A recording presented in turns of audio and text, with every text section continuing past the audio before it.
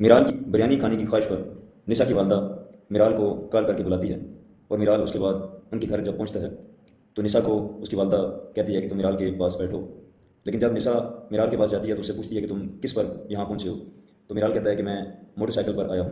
تو حیرانگی سے نسا میرال سے کہتی ہے کہ تمہیں ٹریفک کا اندازہ بھی ہے کہ کچل کے لوگ چلے جاتے ہیں، اور تم بائک پر یہاں پر آئے ہو شہر کے ایک سرے سے دوسرے سرے تک۔ تو میرال کہتا ہے کہ مجھے آسان لگا کہ ٹریفک اتنی زیادہ ہوتی ہے کہ موٹر سائیکل پر میں جلدی پہنچ جاؤں گا۔ تو میرال اپنی صفائی میں اسے کہتا ہے، لیکن نسا فکر مند ہوتی ہے کہ کسی بھی حادثے کی زد میں تم آ سکتے تھے۔ اور اس کے بعد بریانی لگائی جاتی ہے، یعنی ڈائننگ ٹیبل پر کھانا سجایا جاتا ہے۔ تو جب کھانا کھانے کے لیے پوری فیملی بیٹھتی ہے تو نسا کی کزن تنو بھی آ جاتی ہے۔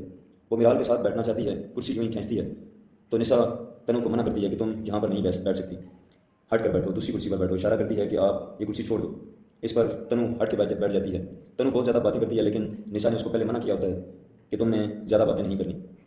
پھر بریانی ڈال کر دی جاتی ہے، نسا کی والدہ میرال کو بریانی ڈال کے دیتی ہے، اور میرال بریانی کھاتے ہوئے بار بار نسا کی طرف دیکھتا ہے، اور نسا کی آنکھوں ہی آنکھوں میں میرال کی طرف متوجہ ہوتی ہے۔ کھانے کی ٹیبل پر نسا کی والدہ کے ماموں بھی بیٹھے ہوتے ہیں، اور عشق و محبت پر وہ چند باتیں بھی کرتے ہیں، اور ایک خوشگوار ماحول کے ساتھ پھر میرال یہاں سے رخصت ہونا چاہتا ہے تو نسا اسے گیٹ تک چھوڑنے کے لیے جاتی ہے، اور وہ بریانی کی بہت تعریف کرتا ہے۔ جس کے بعد نسا گھر واپس آ کر والدہ کو میرال کی جانب سے اچھی بریانی کے پکنے اور پیش کرنے پر شکریہ ادا کرتا ہے، اور آئی لو یو کا جملہ بھی ادا کرتی ہے۔ اور جب نسا میرال کو گیٹ تک چھوڑنے کے لیے جاتی ہے تو اپنے اندیشے کا اظہار اس طرح کرتی ہے کہ تمہیں نہیں معلوم کہ ہم نے کتنی قربانیاں دی ہیں۔